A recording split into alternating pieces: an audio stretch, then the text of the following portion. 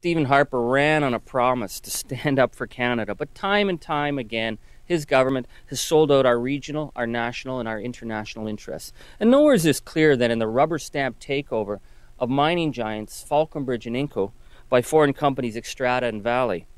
3 years ago, the NDP warned the Conservatives that they had a responsibility to ensure that these companies would meet the basic means test of proving that they were a net benefit to Canada.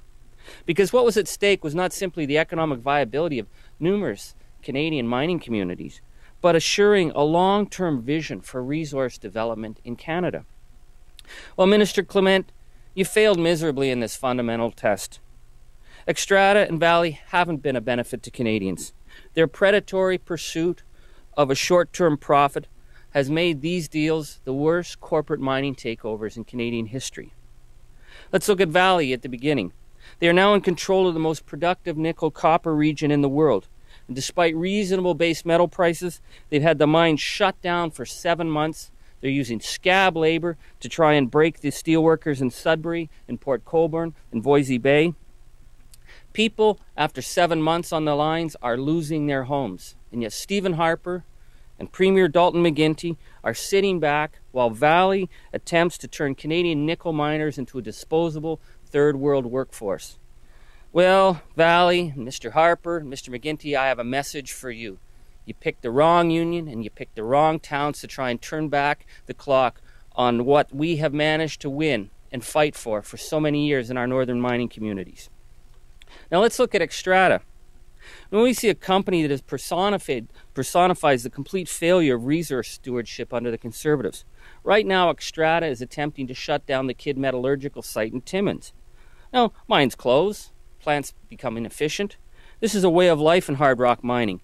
And yet what XSTRATA is attempting to do is fundamentally different. They're stripping the copper refining capacity of northern Canada.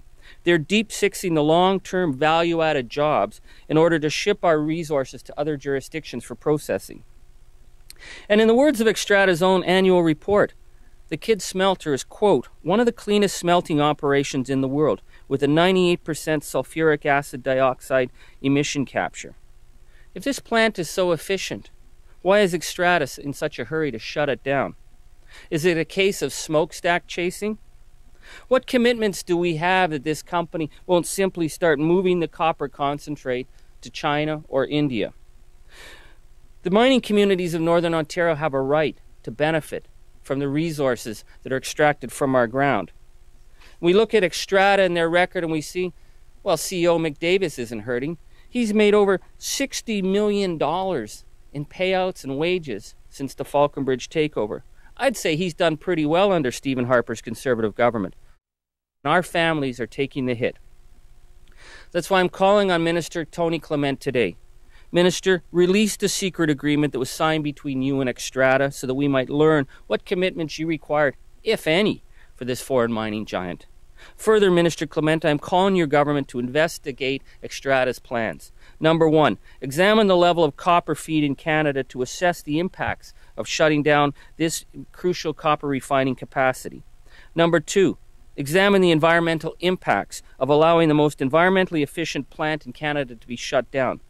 And number three, examine whether or not the long-term game of XSTRATA is to lead the race to the bottom by shutting down the value-added jobs in the north so that raw copper and zinc feed can eventually be shipped to other jurisdictions like China or India.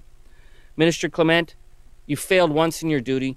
Don't fail again. We're calling on you to stand up for the North and to stand up for Canada.